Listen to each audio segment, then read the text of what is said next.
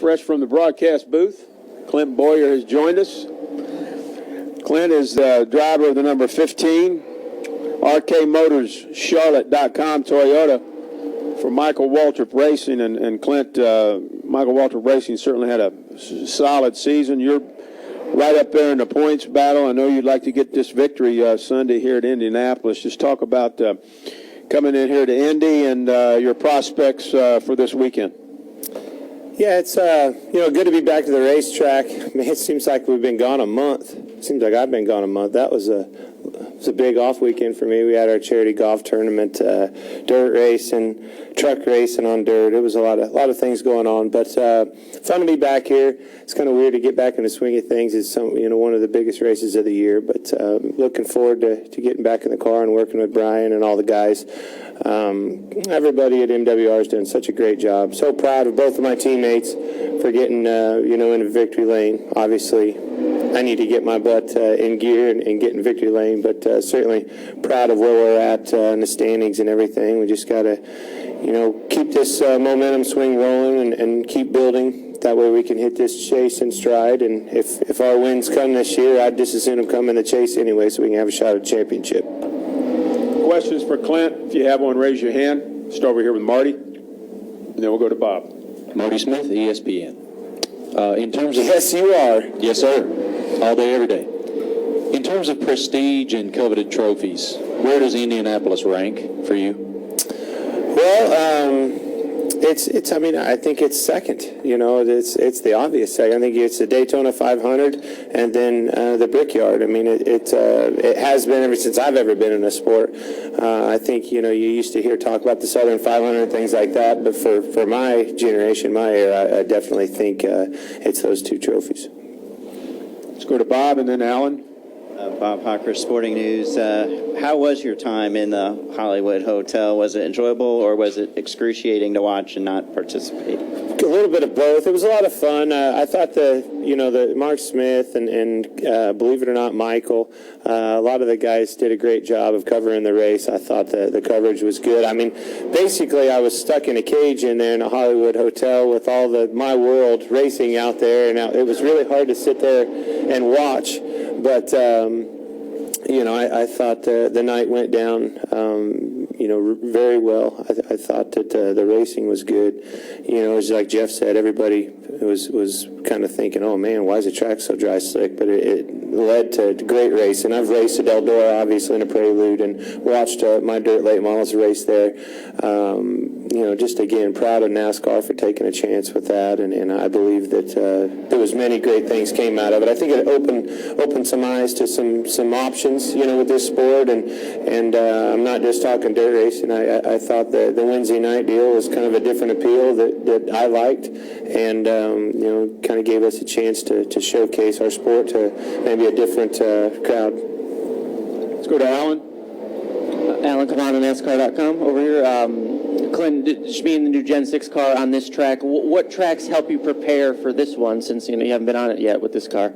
I know. They always say Pocono, I guess. A lot of people in the garage area think Pocono. I don't think I ran very well at Pocono, so I'm going to say there's nothing that is like Indy. There isn't, man. I mean, it's so fast. You get down to the end of the straightaway, and I mean, that baby bends hard left. You're like, the first time you're out on the racetrack, there's no way in hell I'm going to make that corner, and she goes right around there, and you just kind of got to work on your balance and perfect it from there. But it gets your attention probably more than any racetrack that I go to. You just, like I said, you're carrying so much speed down into the corner. First few times around this baby, you're pretty wound up. Other questions? Mike? Bob, you got another one? Go ahead, Mike. Mike Neff from FrontStretch.com. Hey, Clint. Growing up in the Midwest, running on dirt, did you ever think about wanting to run here in open wheel rather than going the stock car road, or were you always pretty much a stock car guy? Oh, I was pretty much always a stock car guy. I mean, modifieds don't have front fenders on them, but they certainly got rear quarter panels on them.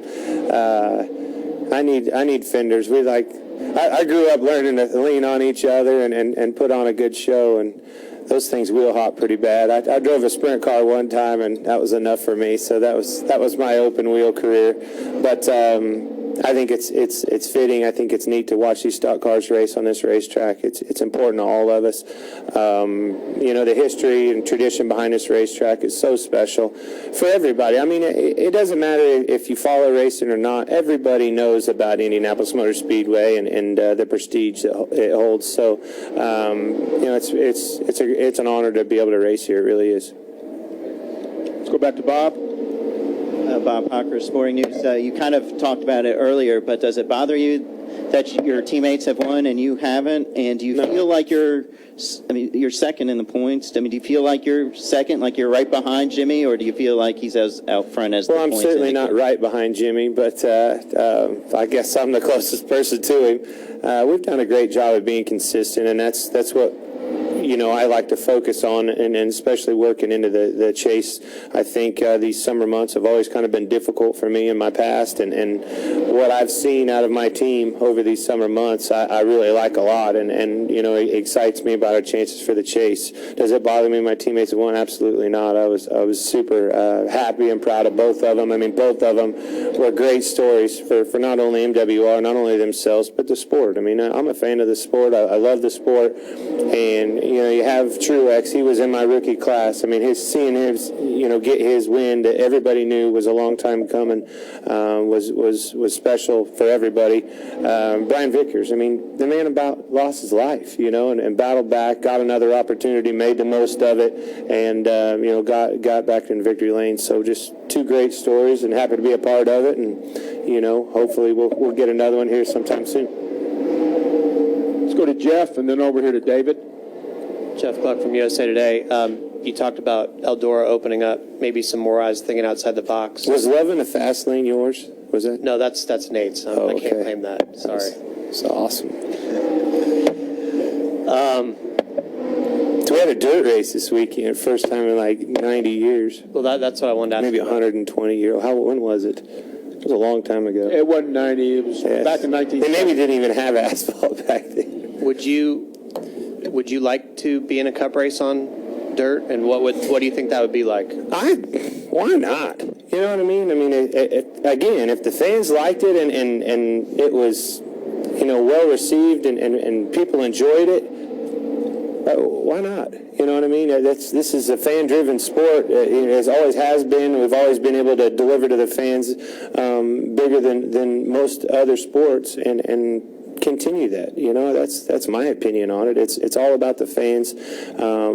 These tracks didn't build as big as they are, not having that fan base and not being able to deliver to fans. And if whatever it takes, it doesn't. In my opinion, doesn't matter as long as they're happy. I've got a place to make a living and have a lot of fun doing it. Let's go here to David. As long as we're talking outside the box, what do you think it would be like to run around this place at night if they ever do pursue the idea of lights here? Boy, you're going to need nuclear power to light this place. I mean, it's you'd have to shut down downtown to have enough power to light this track. It's huge, but I don't know. I don't know that matters. I remember just look back at all the races that they've run on this place. That's what's important about this track, in my opinion, is the tradition. Of coming back here. I think that's why the fans have come here for years and years and years, and it's always, been a day race, and I don't see why it shouldn't be.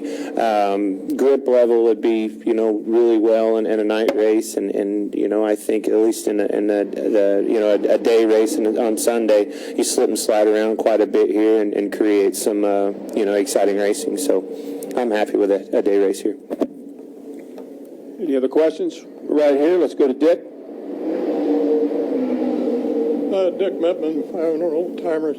You had a 71-year-old driver start the race here recently. Do you ever envision yourself ever being able to start a race at 71? If I make it at 71, I'm going to be pumped.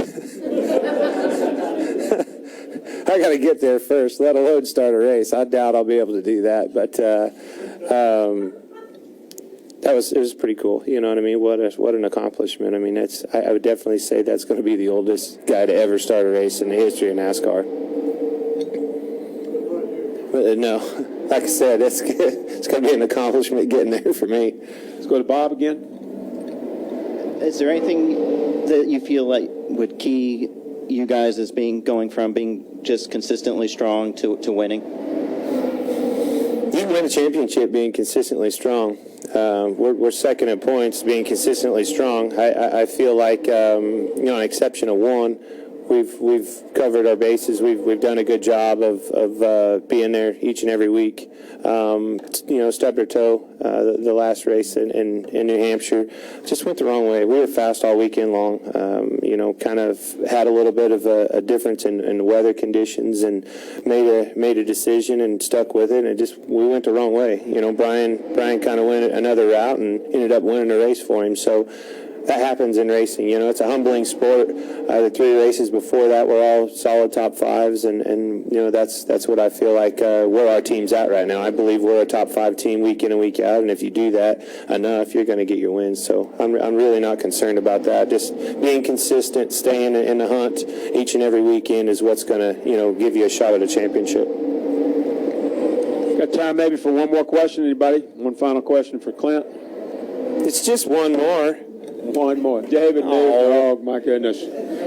Clint. I had to run my mouth. Clint, I'm sorry. Go ahead, David. You mentioned a big dirt race was run this week, and it just seems like people are talking about Eldora, and not Brickyard 400. You think it overshadowed it a little bit, and maybe that should be run another week?